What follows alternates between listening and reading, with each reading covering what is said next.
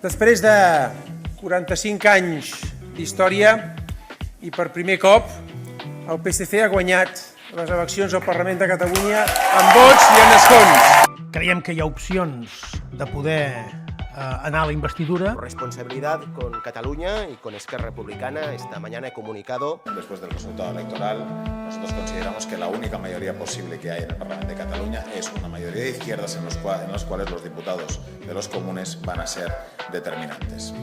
Mi decisión de no tomar el acta de diputado y por lo tanto no formaré parte del próximo Parlamento de Cataluña y abandonaré la primera línea política. Un paso de gigante para ser capaces de lograr el cambio político en España de la mano de Alberto Núñez Feijóo. Nosaltres podem agrupar una majoria coherent, no absoluta, però sí una majoria coherent, més àmplia, per tant, de la que no pot sumar el candidat del Partit Socialista.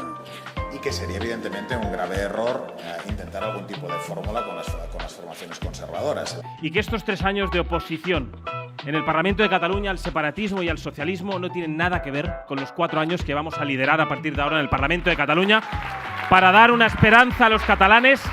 Hemos logrado todos nuestros objetivos. Els catalans han decidit obrir una nova etapa. En aquesta decisió hi han influït molts factors. Hemos sido el partido que más crece en Cataluña en porcentaje y en escaños. Asumimos el liderazgo indiscutiblemente constitucional y hemos logrado que el separatismo no sume en Catalunya. D'aquests factors, i un de destacat, han estat les polítiques seguides pel govern d'Espanya i pel seu president Pedro Sánchez.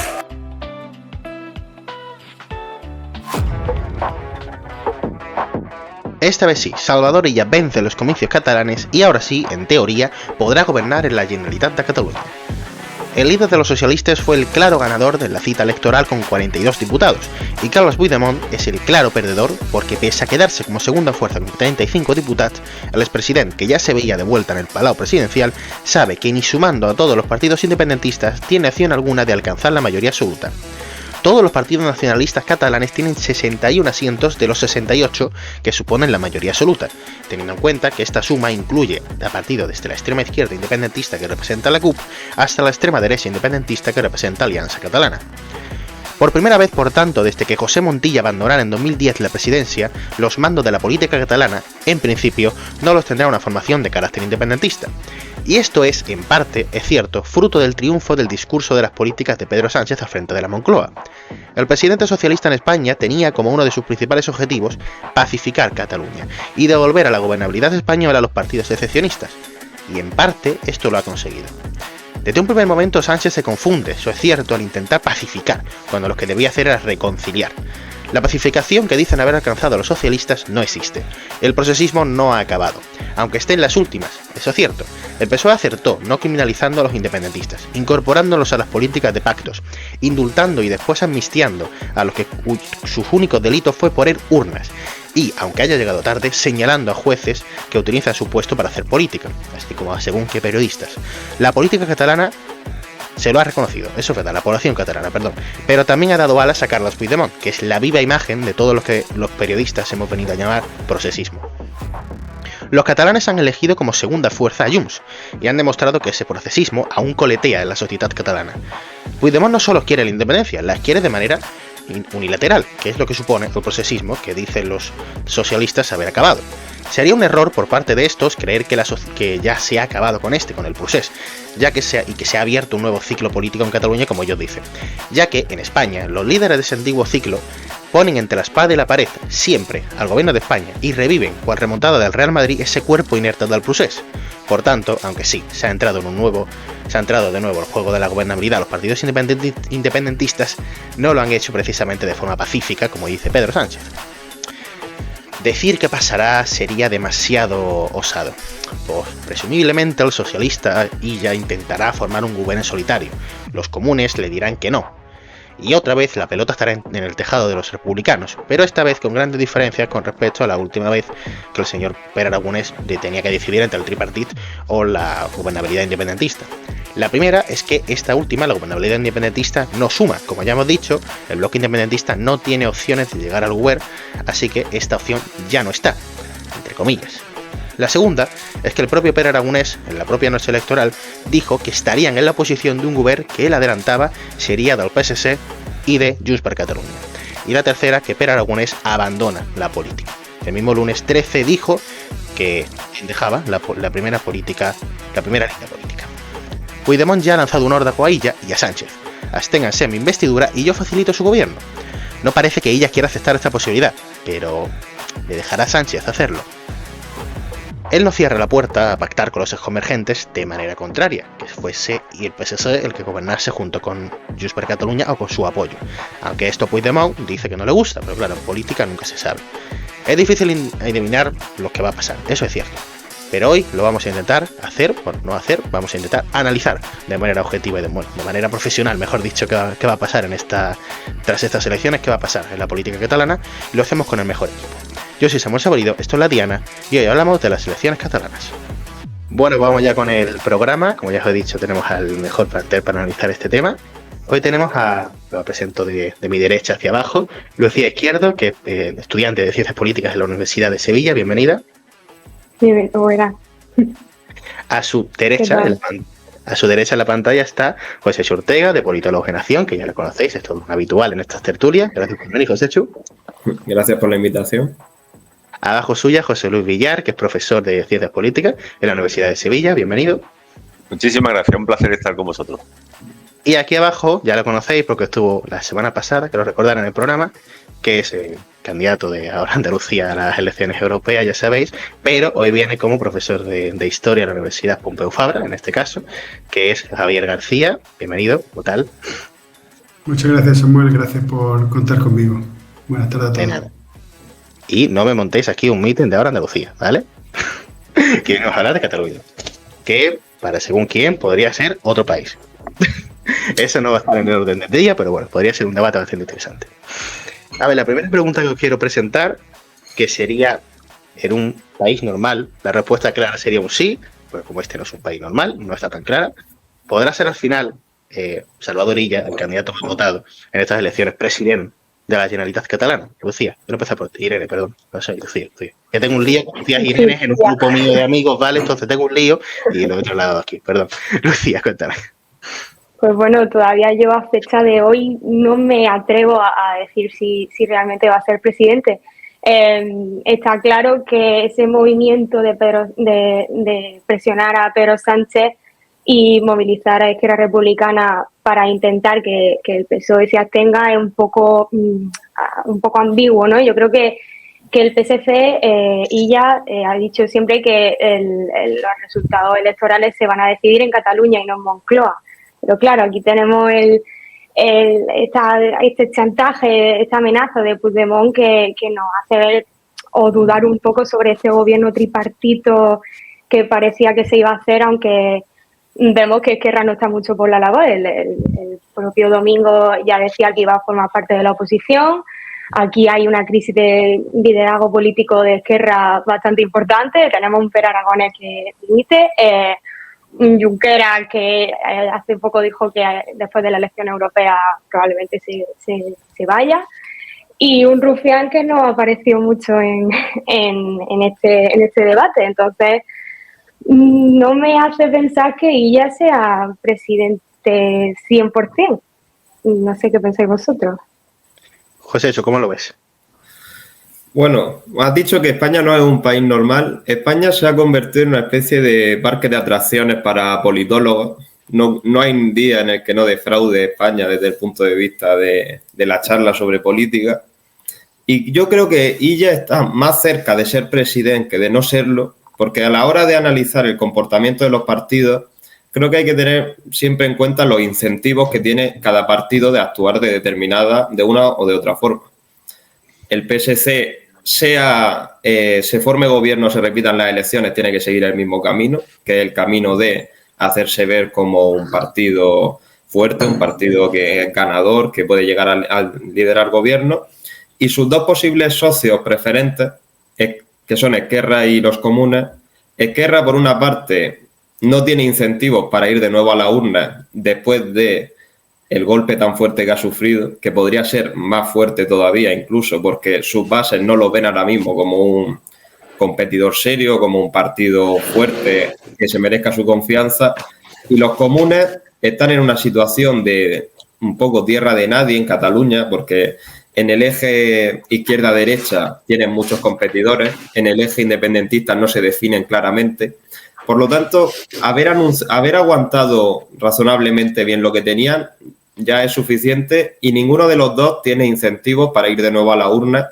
Por lo tanto, creo que acabarán cediendo por el miedo a que una repetición electoral pueda acabar, sobre todo con Esquerra, pueda acabar de, digamos, darle la puntilla definitiva. Lo hablaremos en el siguiente bloque porque además la parte más trascendental de los que has comentado es lo que puede hacer Esquerra por miedo a acabar de meterse la hostia en una repetición electoral, pero lo hablaremos luego. Igual ese acabar cediendo no va hacia ella, sino hacia Puigdemont. Pero bueno, José Luis, ¿cómo lo ves tú? Pues mira, un par de reflexiones previas, las cosas que tú decías, ¿no? Decía, Cataluña, este país, es otro país. No solo Cataluña. Fijaros que hemos tenido 3 elecciones en las 3 nacionalidades históricas de acuerdo con la Constitución del 78, la de Galicia, la del País Vasco, la de Cataluña, y en ellas han aparecido sistemas de partidos, estructuras políticas, sistemas de reparto en las estructuras parlamentarias completamente distintos. Fijaros qué diversidad tan grande. Evidentemente que en esto que llamamos España hay muchos países. Claro que hay muchos países y la existencia de muchos países se reflejan en sus sistemas políticos. Los sistemas políticos que aparecen son muy distintos. O sea que eso de entrada es interesante. Ahora hay unas elecciones que vamos a poder ver en Andalucía si también estamos con un sistema político propio o no, o qué es lo que pasa aquí. Eso va a ser interesante. ¿Cuál es el rasgo más llamativo, en mi opinión, del sistema catalán? Es cierto que siempre que hay unas elecciones todo el mundo dice y hace análisis de, bueno, estas ya son las elecciones definitivas y a partir de ahora ya el mundo es distinto. No, hombre, no. Eso hay que mirarlo siempre en largos plazos, en periodos largos, ¿no? Cada elección es una puntita en un proceso histórico largo y el proceso histórico de la democracia en España y en Cataluña pues arranca desde hace ya más de 40 años y cada elección nos están deparando resultados muy variables y además el papel que cada partido político ha jugado en esas elecciones ha variado muchísimo en todos estos años y ahora estamos en un escenario. Pero para mí lo más llamativo del escenario es la existencia nada más y nada menos que de 4 opciones catalanistas en el Parlamento. 4 opciones catalanistas que van desde la derecha fascista, que representa Alianza Catalana, hasta la izquierda antisistema, que representa las CUP. Nos encontramos y por medio pues una centro-derecha liberal y un centro-izquierda socialdemócrata. Llamativo, los 4. Y además con su papel que jugar y su papel que decir, ¿no? Y aterrizando ya en el caso concreto del resultado, está claro, en mi opinión, que el eje es Esquerra Republicana. Esquerra Republicana juega un papel central en la estructura de partidos en Cataluña porque es el único que está atravesado por los 2 ejes, el eje derecha-izquierda y el eje nacionalismo-españolismo. Y por lo tanto, tiene que decidir por cuál eje se inclina en cada momento. Y además tenemos los precedentes de que Esquerra a lo largo de su historia ha variado su elección por qué eje jugar. Ahora tendrá Esquerra que decidir en cuál eje juega. Ya jugó en el eje izquierda-derecha en momentos históricos pasados, jugó en el eje nacionalismo-españolismo. Vamos a ver qué es lo que hace. Lo tiene muy difícil, es muy complicado y la complicación de eso se deduce que mientras que en el resto de los partidos políticos, aunque en general todos pueden estar contentos con los resultados, menos Esquerra, no se ha producido ningún mare magnum, sino que todo es tranquilidad y buenas palabras. En Esquerra hay un terremoto enorme. Ese terremoto no es consecuencia solo de lo que los resultados hayan sido malos, peores de los esperados. Es consecuencia, en mi opinión, fundamentalmente de que no tienen claro cuál es el camino que hay que elegir, cuál es la estrategia que tienen que seguir en esos 2 ejes que se cruzan, el derecha-izquierda y el nacionalismo-españolismo. Javier, ¿cómo lo ves tú? Vale, decía que una de las tendencias más interesantes que se ven, que se van consolidando en Cataluña, un poco como decía José Luis, que se están consolidando 2 regímenes de partidos, ¿no? Uno que sería el unionista, que implicaría Vox, PP, PSOE y Comunes, y otro independentista que implicaría también Alianza Catalana, Junts, Esquerra, CUP, ¿no? Eso serían como 8 partidos que cada uno atiende, digamos, a un ecosistema nacional, ¿no? A una identidad nacional. A diferencia de Galicia, donde no existe, por ejemplo, la izquierda española, es Benegal que ocupa todo lo que va de la izquierda a la socialdemocracia, o en el caso vasco, donde hay mucha permeabilidad entre la izquierda española y Bildu, ¿no? Que hemos visto que el voto transita. En el caso catalán, estamos viendo como en esta cristalización de dos regímenes de partidos, de dos identidades nacionales, y en segundo lugar, la tendencia es a, digamos, una vuelta al escenario electoral de los años 80. Es decir, hegemonía de lo que antes era CiU, una hegemonía del Partido Socialista, una bajada de Esquerra a su posición natural y una reducción, bueno, la CUP en aquel momento ni existía, pero una bajada de lo que era la izquierda, ¿no? Yo creo, respecto a tu pregunta, es que si gobernará ella. A ver, el PSOE tiene dos formas de gobernar un territorio. Una es tomando el control de las instituciones autonómicas y la otra es teniendo el control de la institución autonómica sin llegar a gobernarla, ¿no? Que es lo que ha hecho hasta hace muy poco. Es decir, el último gobierno de Pere Aragonés ya lo gobernaba el PSC porque tenía el control y aparte gobierna en Madrid. Y eso es tener mucho poder sobre el gobierno autonómico, aunque no lo gobierne.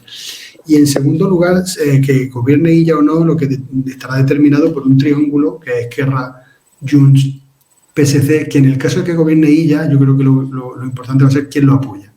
Porque al igual que en ciertos momentos podemos pensar que la política catalana afecta al Estado por su gran presencia, ahora lo que está pasando es que la política del Estado afecta a Cataluña. Es decir, las implicaciones de los gobiernos en Cataluña va a determinar que si PSC y Esquerra gobiernan, Junts le retira el apoyo a Pedro Sánchez, que si Junts y PSC gobiernan, Esquerra le retira el apoyo a Pedro Sánchez. Entonces, yo creo que hay que estar muy atentos porque la gobernabilidad del Estado va a estar en manos de lo que pase en Cataluña.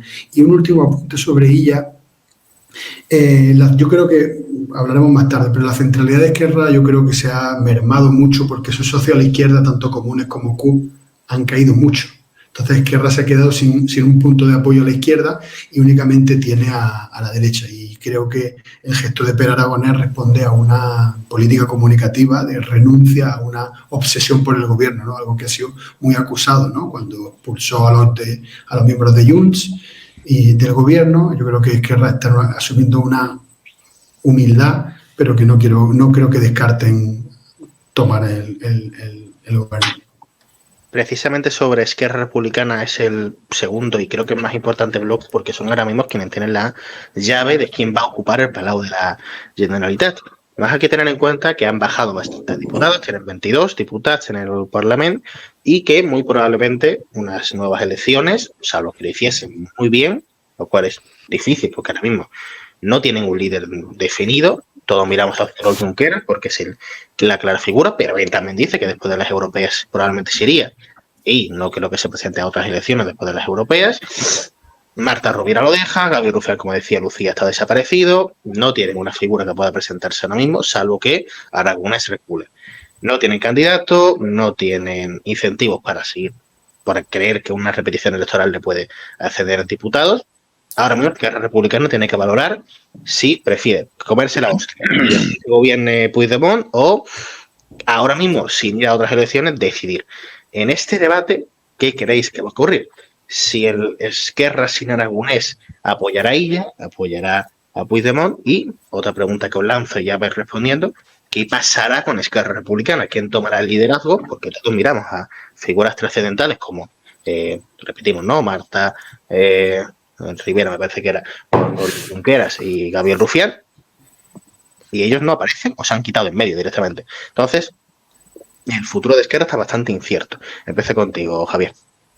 Bueno, yo creo que el futuro me acaba de venir. ¿Perdona?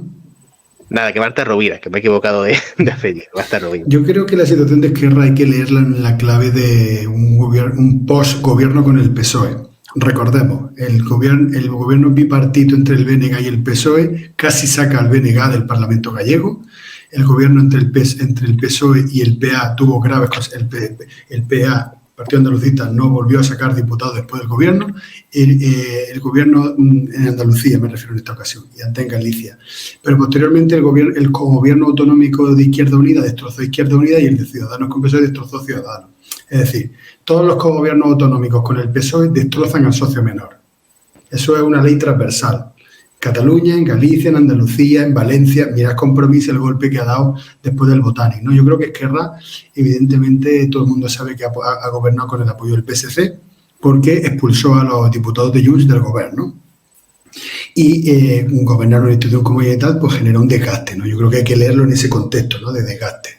Ahora, yo insisto, Esquerra no tiene el poder de dar el gobierno a Junts porque faltarían diputados. O sea, todos los independentistas nos suman. Tendría que apoyar a alguien. Van a ser comunes, si está Junts, entonces tendría que ser PSC.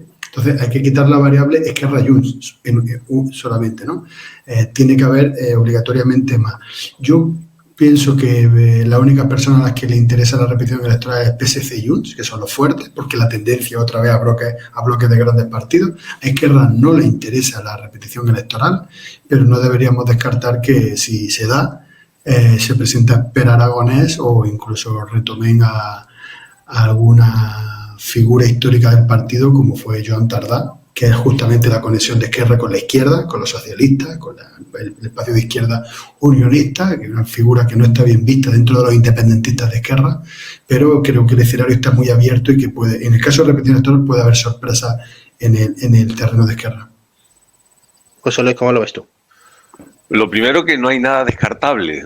Una de las mejores enseñanzas que nos está dando la fluidez política en el Estado español, tanto en la administración central como las autonómicas, es que cualquier cosa puede pasar, por muy rara que nos parezca, por muy friki que sea una posibilidad, se nos puede dar, porque hay un desconcierto importante entre los actores políticos por qué caminos transitar. Lo que decía Javier es muy ilustrativo y es muy cierto a la hora de tomar decisiones de pactos de gobierno.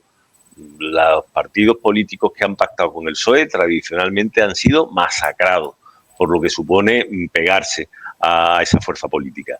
Y no es ahora, es reciente, recordad, ustedes sois muy jóvenes, pues yo que sí tengo recuerdo de lo que era la política en los años 80 y 90, aquello era brutal. De ahí que podamos recordar perfectamente esa imagen de Julián Guita absolutamente cerrado a llegar a ningún tipo de acuerdo con el PSOE, a negarlo por activa y por pasiva. Recordar la historia de las dos orillas, ¿no?, que siempre se marcaba. Entonces, cualquiera que haya transitado desde su orilla a la orilla del PSOE se ha ahogado en el tránsito cruzando ese río, ¿no? Entonces, todo es posible, incluso hasta la repetición electoral. Yo no la descartaría. No es lo razonable, porque a todos los sectores, salvo a Junts, como muy bien dice Javier, y al PSC, no les interesa una repetición electoral. Y por lo tanto, el que tenga en su mano el botón de apretar la repetición electoral, como son los partidos a los que no les interesa, no va a apretar ese botón. En el último momento levantará el dedo del botón rojo y no habrá. Creo yo que no habrá, pero no podemos decir que seguro que no lo va a haber, como muchos analistas dicen. No, es imposible. Imposible no es nada, ¿no?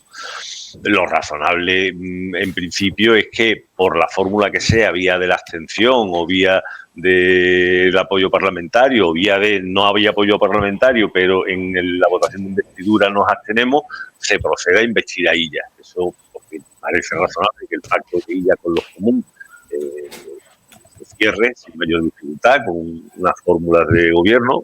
Habrá que ver en el futuro a lo que los comunes y lo que la izquierda estatal a la izquierda del PSOE representa ese acercamiento con el PSOE, a ver si se cumple el paradigma histórico ese de que también queden achicharrados del gobierno con el PSOE.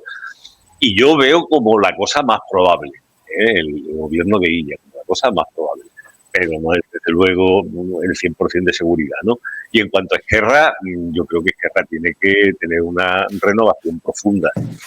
Y va a proceder a ella. No va a ser la primera. Esquerra, desde Heribert Barrera, fue presidente del Parlamento en la legislatura del 80 y era entonces el líder de Esquerra, un señor que venía nada más y nada menos que de la Segunda República y la Guerra Civil. A partir de entonces, Esquerra ha dado unos cambios, la mayoría de ellos muy positivos, que le ha permitido crecer exponencialmente en su base electoral, pero también con algunos errores y con marcha atrás. Lo de ahora, pues habrá que verlo.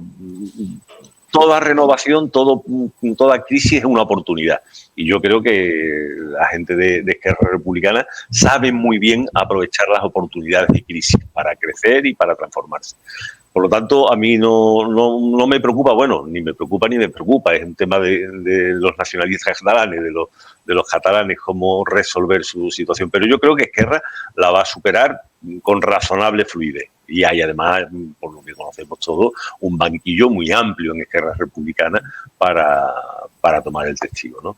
Por lo tanto, al medio plazo yo veo un gobierno de Illa, por un lado, veo una renovación profunda de Esquerra Republicana de Cataluña, y a Esquerra Republicana de Cataluña yo creo que le va a venir muy bien estar en la oposición. Yo creo que esa decisión anunciada por un líder en retirada como era Aragonés, creo que está bastante compartida en el seno de Esquerra Republicana.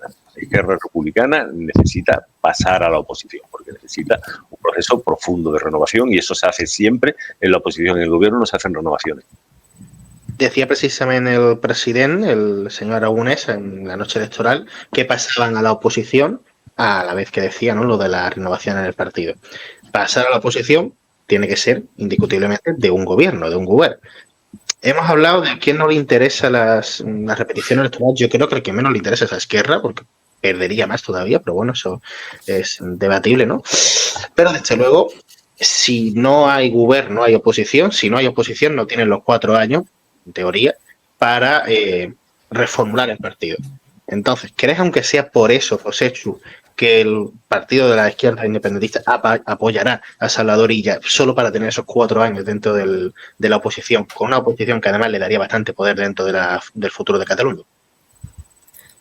Creo que Esquerra no tiene salida fácil. Si la tuviera no estaríamos debatiendo, porque apoyar un gobierno te hace correr el riesgo del desgaste propio del que está cercano al gobierno, que no enteramente, pero sí algo de ese desgaste te lo lleva. Y la repetición electoral te hace arriesgarte a bajar más todavía. Entonces, puesto a tener que, sí o sí, pasar por un proceso de refundación, porque ahora mismo tiene el problema de combinar dos almas que están muy separadas. Las bases de Esquerra están muy divididas entre más tendente al independentismo, más tendente a una política de izquierda. Por lo tanto, ya que hay que hacer una refundación, mejor hacerla con 20 diputados, que no arriesgarte a caer a 15, incluso, no creo, pero incluso por debajo del PP, ya, digamos, caer al pozo tanto que igual no es posible recuperarse. Mejor hacerla desde la oposición con un número razonable de votos y con una presencia razonable, que arriesgarte a una caída aún mayor. Pero, en cualquier caso, creo que Esquerra finalmente optará por el acuerdo sin entrada al gobierno, y desde esa oposición, digamos, colaboradora con el gobierno, llevar a cabo ese proceso de refundación que es muy necesario. Este debate lo tuvimos ya cuando Alberto Núñez Feijóo cogió las riendas del Partido Popular. ¿Cómo se forja un líder que no tiene directamente, pues, en una sesión parlamentaria la posibilidad de contraponerse con el presidente, ¿no? Esto dejaría, por así decirlo, bajo tu posición, ¿no, Lucía? Te pregunto a ti, bajo tu forma de verlo, ¿crees que sería lo más ideal que fuese un diputado, ya sea del Parlamento o del Congreso? Y cuando hablo de diputado del Congreso, me refiero el que tome las riendas del partido, o sería lo mejor que lo hiciese alguien desde fuera, una figura como Joan Tardá, que pese a representar lo que representa, que a muchos independentistas les echa para atrás, es una figura histórica? ¿Qué crees que sería mejor para el futuro de Esquerra Republicana? ¿Crees que haría problemas por no tener la oposición directa contra ella si fuese Tardá, por ejemplo? ¿Qué ven mejor en ese sentido? Hombre, yo veo que Esquerra le gusta mucho un juego político, ¿no? Hace unas elecciones anticipadas porque piensa que el bloqueo de los presupuestos, que Puigdemont esté fuera todavía, que Pedro Sánchez tenga una legislatura a medio gas, era buena idea de hacer estas elecciones anticipadas, y al final pues le ha salido el tiro un poco por la culata. Pero en cuanto a lo que me pregunta, yo sinceramente, si me pongo en la posición de Esquerra, pienso que para hacer una buena oposición sería desde ser diputado, ¿no?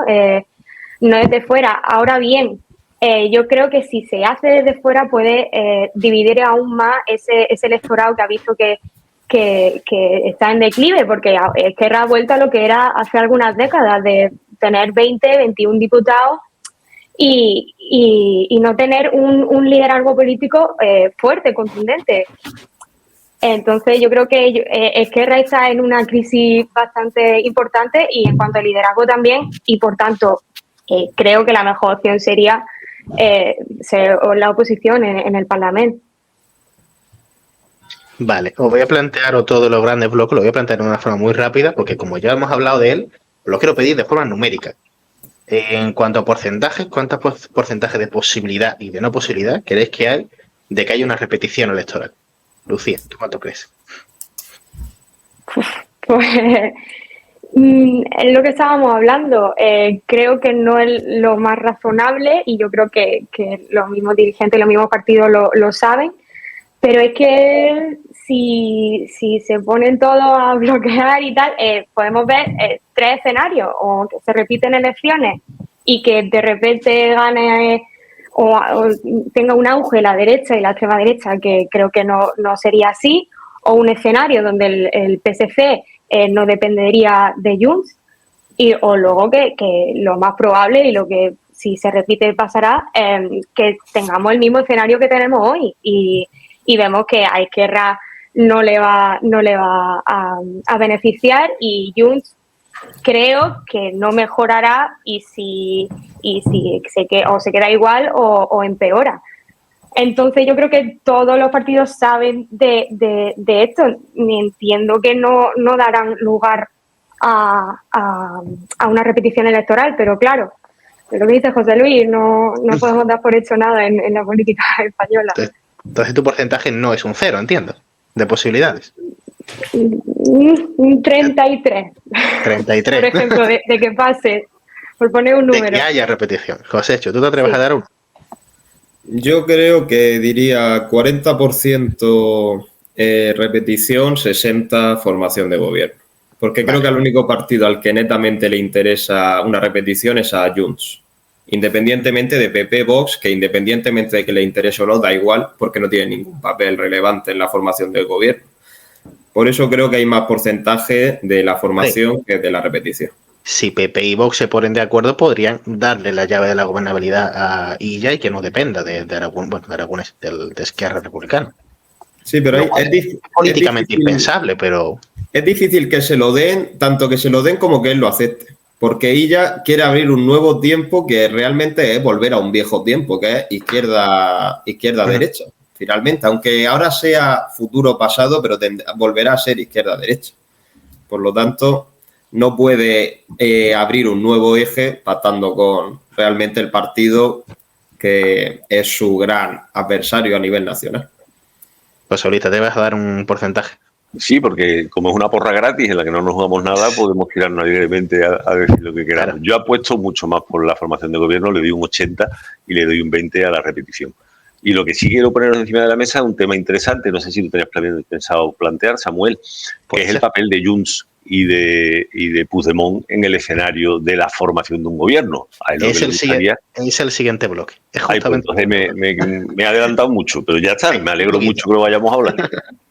¿Y tú, Javier, te atreves a dar un porcentaje? Yo voy a dar en esta porra gratis un porcentaje alto. Yo voy a cambiar el 80-20. Yo creo que en alta, voy a decir un 80, por si luego tengo razón, que se vea que estoy muy seguro. Creo que hay altas posibilidades de que se repitan las elecciones y que caigamos en un escenario parecido, con menos votos de los minoritarios y más votos de los que han salido buenos resultados, porque realmente discrepo con que Esquerra le puede dar el gobierno a PSC. O sea, si Esquerra le da el gobierno a PSC, tendría un castigo en la sociedad catalana impensable en el gobierno. Una cosa es gobernar gracias al PSC del 155 y otro es que el PSC del 155 gobierne gracias a ti, ¿no? Yo no veo el escenario. Yo creo que Esquerra lo que está rezando es para que Junts y el PSOE se pongan de acuerdo para evitar ese mal trago, pero no veo un escenario donde sea Esquerra el que le dé el gobierno al PSC. Y en el caso de Junts, evidentemente, Junts está permitiendo la gobernabilidad de Madrid. Por lo tanto, y creo que vamos a hablar de esto, Junts va a poner la mano para cobrar esa gobernabilidad en Madrid, exigiendo que recaiga sobre ellos la gobernabilidad de Cataluña. Hablemos precisamente de Puigdemont, de Junts. Yo abría el editorial diciendo que Puigdemont es el principal perdedor, pese a que no ha descendido un diputado porque se veía como presidente. Y en principio, no puede serlo, en principio, pensando en que el tripartit finalmente se forme de alguna manera. Puigdemont sí, como decía Javier, está amenazando ese órdago de tú déjame a mí gobernar y yo te dejo a ti gobernar en España.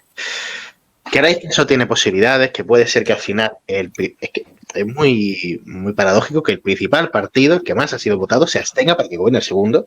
¿Crees que eso que está paradójico puede ocurrir y que finalmente gobierne Puigdemont? ¿O que no es posible? Y si no es posible, si finalmente el gobierno Puigdemont no preside, ¿cumplirá su promesa y dejará la política? Lucía, voy a empezar por ti. Pues bueno, a lo largo de los días hemos visto que Puigdemont tiene una capacidad de sorprender bastante grande, ¿no? Pero yo sinceramente no lo veo sentándose en el Parlamento como oposición. Y es lo que le ha dicho y ha prometido por activa y por pasiva. Venía a la sesión de investidura, fuera o no candidato, eso creo que estará por ver también, y que si no llega a presidente se va. No sé, a mí me extraña de que pueda haber una posición de que él sea presidente, porque vale que puede amenazar al PSC con la gobernabilidad en Madrid, pero no sé yo hasta qué punto lo que tú has dicho, el primer partido se va a abstener para que el segundo gobierne. Así que yo, Puigdemont, sinceramente, yo creo que él al final va a optar por irse, aunque es lo que digo, nos va a sorprender bastante. Además, el PSOE podría jugar una baza que en principio a nivel discursivo no podría hacerlo, pero Sánchez ha salido de cosas peores. ¿Qué decir? Bueno, venga, pues si tú no me das a mí el gobierno en Cataluña, pues yo paro la amnistía, que todavía estoy a tiempo, y te quedas en Bélgica. En teoría no tiene sentido que lo haga porque no ha dicho, pues sí, hemos cedido porque es que nos ha tocado. Ha dicho que le gusta la amnistía. Pero también Sánchez ha salido de cosas peores. Podría decir, pase que la amnistía no sale. ¿Podrá jugar esa baza, Pedro Sánchez? José, yo te pregunto a ti. Podría, pero el problema es que con respecto al total del tema de Cataluña, Pedro Sánchez ha apostado muy fuerte por la situación en la que está ahora mismo. Pedro Sánchez ha asumido golpes muy fuertes y ha arriesgado mucho en el resto de España por conseguir lo que quería ahora, que era desinflamar la situación del conflicto territorial a través de no acabar, pero porque probablemente eso no sea posible, pero sí relegar al independentismo a un sitio en el que no tiene capacidad operativa porque no tiene mayoría absoluta. Y ha apostado tanto que yo creo que la opción de que le dé el gobierno a Puigdemont es imposible. Creo que antes jugaría esa baza que hacerlo porque ha sido la gran obsesión de Pedro Sánchez. Si no, no tendría sentido todo lo que ha arriesgado con la amnistía, con los indultos en el resto de España, sabiendo que era una medida altísimamente impopular y arriesgando mucho con tal de llegar al punto en el que está ahora. Por lo tanto, no creo que deje pasar la oportunidad de que el PSC gobierne y seguir ahondando en ese camino de desinflamar o desconectar el problema territorial en Cataluña. Y creo que para ello, digamos, hará lo que haga falta, aunque eso incluya jugar bazas peligrosas que ya sabemos que no le da miedo jugarlas, porque ha jugado a la repetición electoral, que es la baza más peligrosa que hay, y ha ganado.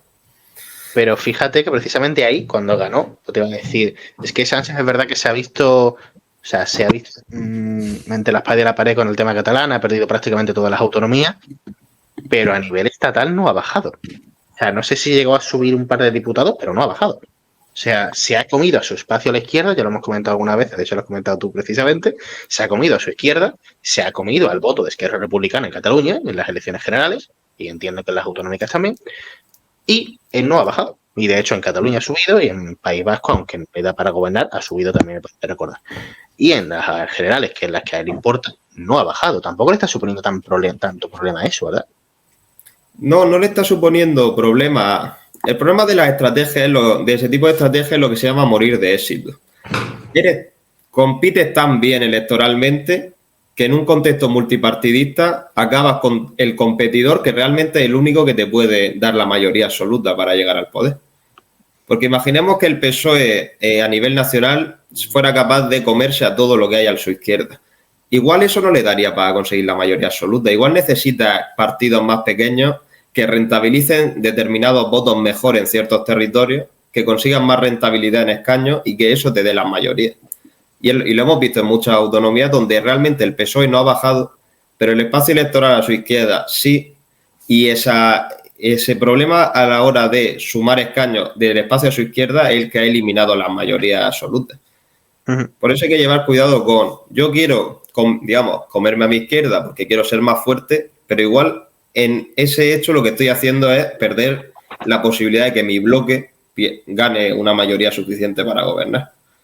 Por lo tanto, hay que ser cuidadoso porque puede, lo que se llama, morir de éxito. Pedir también que acabes con tus posibilidades de gobernar, porque sabes que tienes que pactar sí o sí. Perdón, que te he cortado. ¿Cómo lo ves tú, José Luis? Hay una cosa que me llama la atención. Los que estamos aquí hablando somos personas muy razonables, muy sensatas, que usamos para la proyección hacia el futuro la razón, lo cual parece que es lo normal, entre otras cosas porque creo que todos somos defensores del racionalismo en la política y no en ese fuste torcido que decía Isaiah Berlin, que era lo irracional en la política, que ha llevado a los grandes destrozos de la humanidad. Somos muy racionales, ¿no? Pero los actores políticos sobre los que estamos hablando son actores políticos racionales. Fijaos una cosa, una reflexión interesante. Desde los años 80, la arquitectura política de España se ha basado en que el tradicional pacto que surgió en el siglo XIX de las élites políticas y económicas sustentadas en el aparato del Estado, la burguesía vasca y la burguesía catalana, que todos conocemos, ¿verdad? Pues desde los años 80 eso lo ha representado el PSOE, esencialmente, el nacionalismo burgués catalán de Pujol y sus herederos y el nacionalismo vasco del PNV, ¿verdad? De esos tres actores, el único que conserva los rasgos de identidad que tenía en esos momentos es el PNV, que sigue funcionando pues como un partido muy racional, muy ordenado, de debate, de decisiones colectivas. Lo podemos ver en todas las que viene tomando continuamente, ¿no? A la hora de pactar, es decir, que es muy previsible en sus pactos porque aplica la razón. Y sin embargo, los otros dos grandes actores, el PSOE y el nacionalismo catalán burgués, se han convertido en partidos caudillistas. Lo que nos encontramos al frente de esas organizaciones son auténticos caudillos, en el sentido clásico de la palabra. Un personalismo potente, toda la organización al servicio del líder, el líder toma las decisiones muchas veces en solitario, en la soledad de su despacho, la organización la acata sin discusión, y claro, cuando unas organizaciones adoptan ese perfil caudillista, son muy imprevisibles, porque es que va a funcionar todo a tenor de lo que el caudillo vaya a ir decidiendo. Por lo tanto, esa posibilidad de analizar las relaciones entre Junts y el PSOE con criterios racionales se nos hace muy difícil. Claro que Puigdemont puede hacer el órdago de si a mí no me dais la presidencia, reviento el gobierno de España.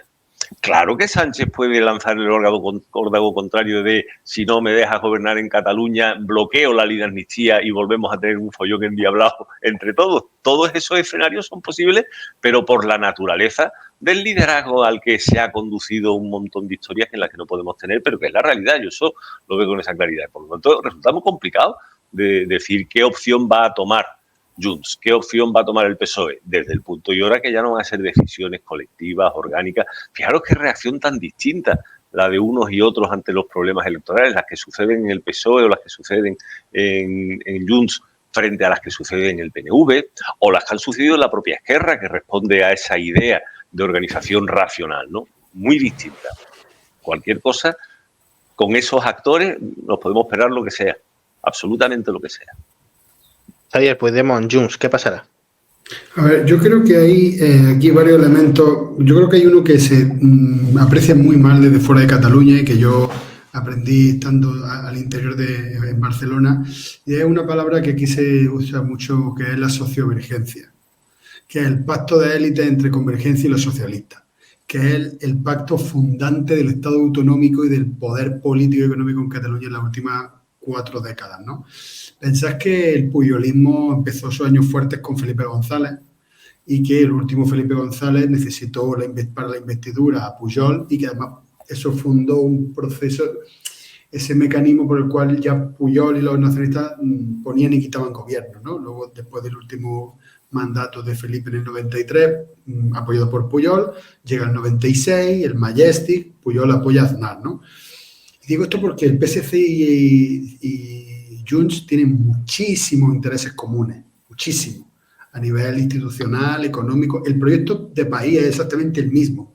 El proyecto de país de ampliar el aeropuerto, del hard rock, de las multinacionales, del modelo de turismo. O sea, yo creo que desde fuera se percibe como una tensión entre Junts y PSOE que al interior de Cataluña no es real porque son partidos totalmente, digamos, que comparten proyectos de país. Y además de esto, yo creo que en política hay líderes que ganan por una victoria aplastante y hay líderes que ganan porque no mueren. Pedro Sánchez y Junts, Pedro Sánchez y Puigdemont son líderes que ganan cuando no mueren. O sea, la historia está como destinada a que mueran, a que desaparezcan y ellos sobreviven. Cada día más de vida de Puigdemont es una victoria. Yo, en ese sentido, no estoy de acuerdo. Creo que uno de los grandes, yo diría que el gran ganador de la elección es Puigdemont, porque era evidente que Illa iba a ganar en número de votos y escaños. Ya las últimas elecciones había ganado votos, pero no en escaños, pero nadie preveía que Puigdemont sobreviviese al exilio, a la ley de una amnistía contra la que estuvo en contra. Acordaros de que Puigdemont ha hecho una guerra a la ley de amnistía, la sacó un montón de falta, ha intentado que no salga, le ha añadido además la gente de Tsunami Democratic, o sea, ha estado constantemente problematizando la ley de amnistía y no ha muerto. Entonces yo creo que esa es la gran victoria de Puigdemont. Además, pensad que está en el exilio, pensad que está en el sur de Francia, o sea, la gente para verlo se tiene que coger autobuses y cruzar la frontera. Esto es una anomalía totalmente en términos democráticos e institucionales, está sobreviviendo desde el otro lado de la valla. En este sentido yo creo que el gran logro del PSOE sería, desde mi punto de vista, darle el gobierno a Puigdemont. O sea, el gran logro del PSOE sería darle el gobierno a Puigdemont para que Puigdemont gobierne una autonomía. O sea, para mí ese sería como el gran triunfo del PSOE, conseguir que Puigdemont vuelva al marco autonómico, ¿no? Al marco, digamos, de política autonómica. Cosa que me cuesta creer, pero que yo creo que es uno de los escenarios posibles. Digamos, la vuelta al autonomismo, la vuelta digamos, a una política que abandona el marco independentista. Yo creo que ese sería el gran triunfo del PSOE. Sobrevivir en Madrid y además haber conseguido que ETA dejase las armas y que Puigdemont abandonase la vía unilateral, ¿no? Y yo creo que en ese sentido Puigdemont sabe que él puede volver al marco autonómico. También él sabe que puede volver a la ruptura independentista porque él maneja los dos marcos, mientras que Esquerra ha abandonado la vía unilateral. Y yo creo que esa es su fortaleza, yo creo que esa es su mayor fortaleza. ¿Tú qué piensas, Lucía? Porque se ha ido Samuel, ¿no? O está por ahí. Es que, joder, que me he quedado boba. No sé, a mí me sorprende lo que decías que casi que es una victoria para el PSC que Puigdemont esté presente, ¿no? en Cataluña. Pero sinceramente no sé yo si el PSC va a hacer de esa manera. Sí, o sea, perdóname un comentario, no sé si el programa seguirá o no, entiendo que sí. Una de las grandes cuestiones en la política vasca es que el PSOE con muy poco poder permite a PNV gobernar, mientras que podría gobernar Bildu y PNV. Esa es una estrategia para aislar a Bildu de la gobernabilidad, seguir en el marco de que Bildu no puede, aunque tenga votos, pero no le debemos dejar gobernar, de aislar a Bildu y de controlar al PNV. Yo creo que sería un logro que el PSOE volviera a hacer eso en Cataluña, que es lo que hizo siempre, tener a Pujol robando, gestionando de forma corrupta las instituciones catalanas, dentro de un marco que está controlado por el Estado, por los jueces y por los grandes poderes fácticos, y yo creo que sería una gran victoria del PSOE. A donde apuntaría eso, y yo creo que esto sería el siguiente escenario, es que si Puigdemont vuelve al Estado autonómico, si PNV no, digamos, sigue gobernando, no, el PSOE, el precio que va a pagar, y yo creo que aquí está el acuerdo PNV, Junts, PSOE, es una nueva reformulación territorial del Estado español, un nuevo pacto territorial. con beneficios fiscales para Cataluña, con beneficios fiscales para los vascos y con una autonomía de segunda que seguramente incluirá a los valencianos, a los gallegos, a los aragoneses, a los andaluces y a los canarios. Yo creo que eso es lo que está al otro lado de este primer escenario. Creo que lo que toca después es ese debate territorial donde Junts tendrán mucho que decir. No, sin duda, y lo que tú dices, Javier, hay precedentes. Cuando se produjo la decisión entre el PNV y Esco Alcartasuna, en las siguientes elecciones autonómicas, el PSOE tuvo más votos que el PNV y más escaños que el PNV y que Esco Alcartasuna. Y, sin embargo, el PSOE dejó gobernar al PNV, que era la segunda fuerza política en aquel momento. O sea, no es una cosa rara. Ahora chocan más esas posibilidades, ¿no? Pero es una cosa muy propia del, insisto, histórico pacto de élites del Estado con los nacionalismos burgueses periféricos. Eso ha funcionado siempre y ha funcionado sin problemas, ¿no? Lo cierto es que los tiempos de ahora son mucho más bizarros que los tiempos de entonces, ¿no? Y resulta muy difícil de entender que en medio de esa tensión que se ha producido entre los socialistas catalanes y las fuerzas independentistas, siendo un triunfador claro como ha sido Illa, se pueda proceder a eso. Pero insisto, estoy mucho en que debemos estar abiertos a cualquier posibilidad, a que puede pasarnos cualquier cosa. No lo descartemos, no lo descartemos. Hay precedentes para todo, hay ejemplos para todo es posible. Yo creo que el PSOE siempre ha demostrado una gran habilidad haciendo lo que en política a la larga te da más beneficio, que es crear marcos donde tú obligas a tus adversarios políticos a jugar dentro del terreno de juego que tú has planteado. A la larga te acaba beneficiando porque los otros partidos juegan al juego que tú les estás diciendo. Y eso podría ser interesante, coger a Junts y obligarle a entrar dentro del marco autonomista a donde quería llegar el PSC y sobre todo Pedro Sánchez desde un primer momento. ¿Cuál es el problema? Que el PSC ha ganado y por lo tanto ya no es soy el segundo y dejo gobernar, sino ya soy el primero y parece que estoy renunciando a mi posición. Entonces tienes la opción de te dejo entrar a mi marco y dentro de mi marco sacrifico la posibilidad de gobernar, o gobierno y sabiendo que Junts va a permanecer en el marco independentista por lo menos mientras dure ese gobierno. Ahí creo que está la duda, ¿eh? ¿Renuncio a esto tan difícil que he conseguido o hago lo que probablemente sea mejor a largo plazo? Creo que ahí está la decisión difícil, digamos, del PSC. Sí, yo creo que...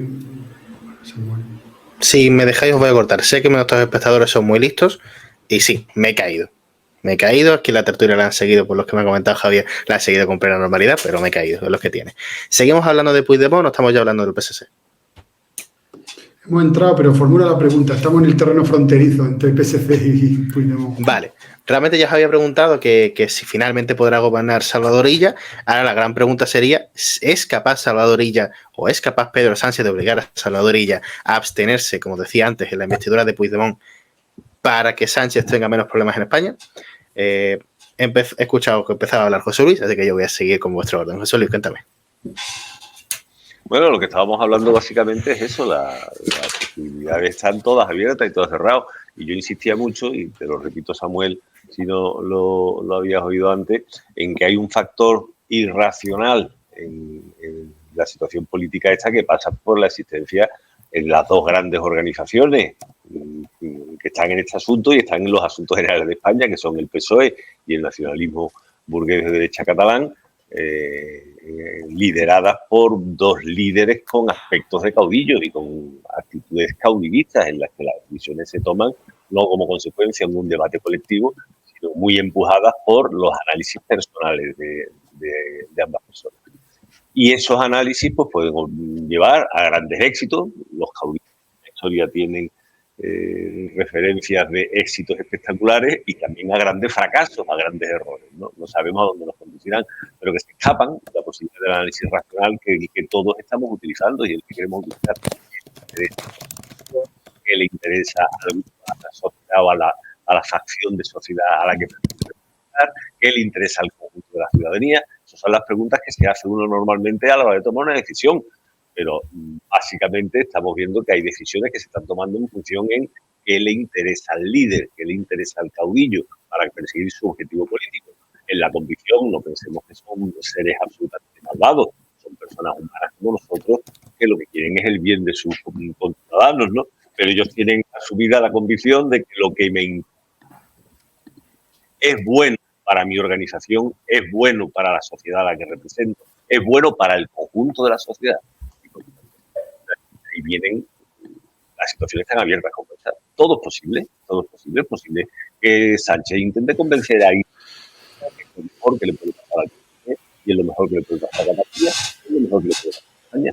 Ahora, yo tengo la sensación que el PSC es una organización más horizontal, mucho más democrática, mucho más de toma de decisiones colectivas de lo que es ahora mismo el PSOE. Tengo esa sensación, no estoy en Cataluña y no puedo saber la ciencia cierta, pero esa sensación sí la tengo. El líder del PSC fue puesto por Pedro Sánchez, vamos, pasó de ministro de Sánchez a candidato del PSC. Y el líder del PSC llegó a ministerio, o sea. El PSC es una cosa mucho más orgánicamente es otro partido, eso es cierto que orgánicamente es otro partido, pero vamos, de ministro de Sánchez a líder del PSC y de líder del PSC en el caso de Iceta a ministro de Sánchez, ahí está claro que hay una estrategia de Pedro Sánchez para hacerse con el PSC, por esta estrategia que llevamos hablando todo el programa, de poner a Cataluña como el centro de su acción política, por lo menos así lo veo yo. Lucía, te quiero escuchar a ti, que no sé cuándo fue la última vez que hablaste. Pues yo en relación al PSC, yo lo he visto estas elecciones mucho en el marco de lo que hizo Pedro Sánchez de tomarse esos 5 días de reflexión, porque analizando... Lo que ha hecho Junqueras también.